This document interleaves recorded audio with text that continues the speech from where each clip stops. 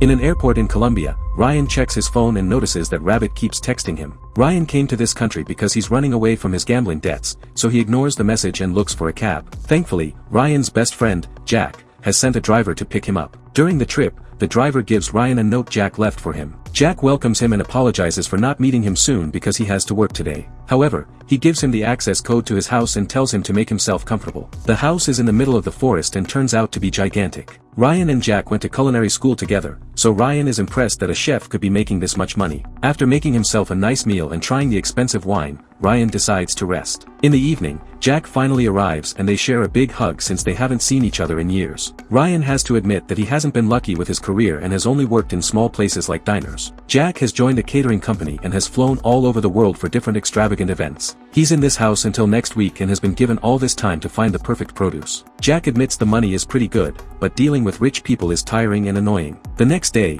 Ryan learns that Jack bought an old car, and Jack explains he chose this model to blend in. Ryan understands this when they go to town and notice that it's a humble place. For lunch, Jack only has a beer, but Ryan gets a full meal. He explains he doesn't have a family and his free time is just movies and instant ramen. However, Jack misses that freedom and simple life. A woman named Alice comes to the same restaurant and ends up drinking with them. She used to work for a big company, but she decided to quit and travel the world. She wants to know which friend is the better chef, so they invite her to the house for a cooking competition. While they cook, Ryan keeps getting calls from Rabbit, and he ignores them. Once the dishes are ready, Alice is blindfolded before she tastes them. She loves both but thinks Ryan's is better. After swimming in the pool, the trio shares a drink, and Alice learns that Ryan lost a very nice watch to Jack in a bet around 15 years ago. He's never gotten over it. Afterward, Ryan prepares a snack but finds himself alone when Jack and Alice leave together to get naughty. The next morning, Ryan gets a message from Rabbit saying he has 3 days to contact him or they'll go after him. When Jack comes back after dropping Alice at her hotel, Ryan asks how he achieved all this. Jack just says that he went with the flow. Later, while Jack is at work, Ryan discovers that his friend left his laptop open and the bank information is saved. Jack's account balance has almost 2 million euros. In the evening, Jack explains he has to spend his days scamming poor people for work. He starts ranting about the state of society and the planet, wondering how much time there's left. Ryan keeps waiting for an opening to ask for a loan, but Jack says that he's glad that his friend is there because he's the first piece of home he's had in years. So Ryan decides not to say anything for now. The next morning, Ryan goes looking for Jack and is shocked to discover that he's self-deleted. At first, he has a small breakdown, but after thinking about it, he realizes this is his chance to take over Jack's life. After wrapping up the body in a bag, he follows a YouTube tutorial to reset the password on the laptop. The cookies on the Explorer disappeared after it was closed, so he doesn't have the login information anymore. He calls the bank to reset it, but they ask him to come in with an ID to confirm his identity. Ryan orders a fake ID online. However, it'll arrive in 3 days. Rabbit sends him a picture of his mother as a threat, so Ryan convinces him to give him another week by promising more money. That night, he swims to the middle of a lake to hide the body. The next morning, while Ryan's at the restaurant, Rabbit messages him threatening to kill his mother again. Ryan offers even more money, but Rabbit doesn't believe him. If he doesn't have some money by tomorrow night, the old lady will die. On his way back, a desperate Ryan calls a friend for help, but the guy knows about the gambling problems and hangs up. When Ryan arrives at the house, he's shocked to see another car there. He then meets Imogen and Maurice, who assume he's Jack. They work for the catering agency as organizers, but it's the first time with Jack as their chef. Ryan doesn't correct them and uses his culinary knowledge to discuss the catering event, which allows him to pretend to be Jack without issues. He takes the chance to ask for a deposit and Imogen gladly wires him the money he needs. Now Ryan can finally send the money to Rabbit and relax. He continues to discuss the job, and Imogen is shocked to hear that he hasn't chosen the produce yet since the point of him coming here early was to make proper reconnaissance. The duo takes Ryan downtown so they can watch the locals, and Imogen mentions they need 2. Ryan is horrified to realize that they mean 2 people. Jack's dinners have always been so expensive because he's hired to secretly cook human flesh for rich people.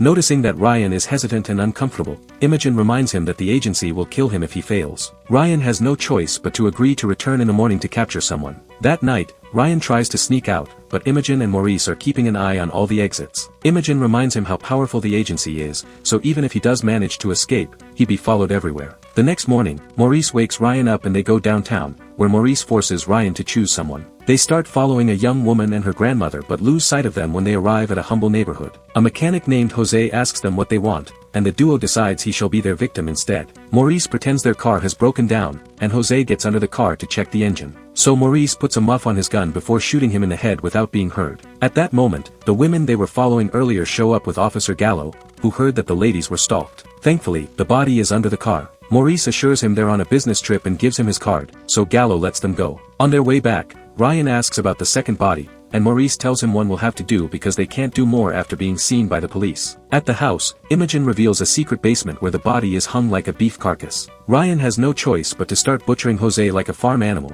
and Imogen tells him to make sure to harvest the tongue because there's been a request. Outside, a whole team is decorating the house for the event. After the butchering is done, Ryan takes a shower and deals with the emotional distress. He then opens his mail, and under the guise of some decoration, he finds his fake ID. Ryan rushes to get in his car and escape, only to accidentally run over one of the gardeners. Thankfully, the man is okay, but Maurice catches him red-handed and reminds him that escaping equals death. As they push the car back, Ryan learns that Maurice has been with the agency for 5 years and wonders how he deals with it. Maurice just says that he doesn't feel bad for pigs when he eats bacon. Only one chef managed to leave the agency, and that's only because the agency let go of her. Afterward, Ryan decides on the 4 dishes he'll make. And once again, Imogen reminds him that tongue was requested, so he decides tongue sashimi with a sorbet will be the 4th dish. In the evening, the rich clients start to arrive, but so does Detective Ruiz with Gallo. Jose has been declared missing, and Ruiz is looking for him both as a detective and as his uncle. Witnesses said Jose was last seen with 2 foreign men. Imogen lets them talk to Ryan, who tries to keep up with the business trip lie as best as possible. Ruiz can see the holes in the story and notices Ryan reacting to Jose's picture, although he swears he never saw him before. Gallo also notices that the smell of the meat in the kitchen is somehow wrong. Ruiz refuses to leave without talking to Maurice, so Imogen lets them rest and have some food. Noticing that his phone battery is low, Ruiz uses the chance to charge it. Both men are very impressed by Ryan's cooking skills, unaware that they're eating Jose. Imogen also tells their guests that the police are here, so they must play along with a lie. Soon, Maurice arrives with the last guests and Ruiz interrogates him. Maurice sticks to the same story and says he didn't see Jose. Ruiz reveals that in this area, 1 or 2 young people disappear every 9 months, and after a few weeks of silence, their families receive a letter or an email explaining they left to try to get a better life in the big city. Those messages always include the word spontaneous adventure, which Imogen used earlier to say that Jose may not be missing. Ruiz only learned about this today because this isn't his jurisdiction, he's just here for a family event. Now he has another reason to stay. Afterward, he checks on the guests who are already having the first course. Nobody knows Jose and assures him they just arrived in the country. When Ruiz is about to leave, one of the guests invites him to dine with them. Ruiz agrees, but Gallo leaves because he has another commitment. Imogen tries to scold the guest in private, but he explains he likes the thrill and that he has everything under control. At that moment, Alice shows up at the back door and asks to see Jack. Imogen takes her to the kitchen and tells Ryan to get rid of her. Once Imogen is gone, Alice wants to know why the woman called him Jack. Ryan explains he's filling in for his friend because Jack went back to the UK. Alice watches Ryan cook and steals some bits of meat, which she finds delicious. At the table, the next dish is served. Ruiz asks questions about the business trip, but the guests have been trained to know what to answer. In the kitchen, Alice notices blood in the sauce and asks about Jack again, but Ryan is vague with the answer. When she's about to leave, she notices that Ryan is wearing the watch that Jack supposedly would never give him back. She looks terrified on her way out, and Imogen notices. So she sends Maurice after her. He discovers that her car won't start, so he volunteers to take her to her hotel if she waits a bit. Meanwhile, Ryan asks Imogen about the only chef that managed to leave the agency.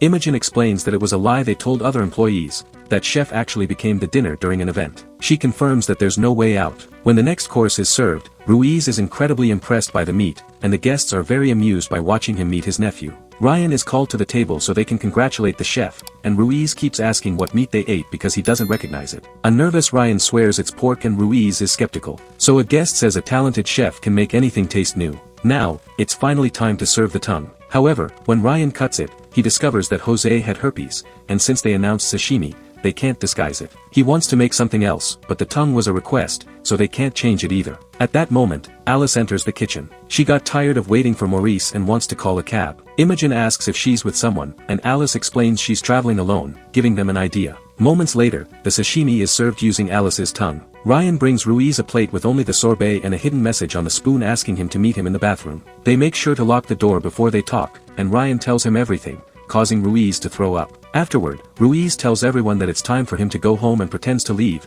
but actually, he sneaks around to follow Ryan into the secret basement, where he sees Alice's body and Jose's head. Ruiz then realizes he left his phone charging inside and he doesn't remember Gallo's number to call him from Ryan's. So he says he'll wait while Ryan gets his phone back. On his way back to the house, Ryan is seen by everyone because the guests are leaving. Maurice asks him what he was doing in the garden, and Ryan pretends he was having a smoke. While Ryan rushes inside to find the phone, a suspicious Maurice goes to the basement and finds Ruiz, who immediately gets killed with a chainsaw. By the time Ryan comes back, Maurice just tells him they'll have to spend the night harvesting the meat from both bodies. While the men chop the meat for boiling and throw the dirty water in the lake, Imogen writes emails pretending to be the victims to tell their families that they've left the country. That night, Ryan can't sleep at all. The next morning, Imogen tells Ryan how much the guests liked him. He has so many more requests for events now, confirming he's a better chef than Jack. Ryan isn't hungry at all and turns down breakfast. Suddenly, an agency employee injects a GPS chip into his neck. Imogen explains the last one stopped working, which is strange because those chips are supposed to last until death. Ryan wonders if they've always known the truth while agreeing to meet Imogen in Africa in a month for the next event. In the parking lot, the employees set Jack's car on fire. At the airport, Ryan waits for his flight home while having a drink. A man chats with him and asks about his job, so Ryan simply says he flies to rich people's houses to cook for them. The man thinks he's living the dream.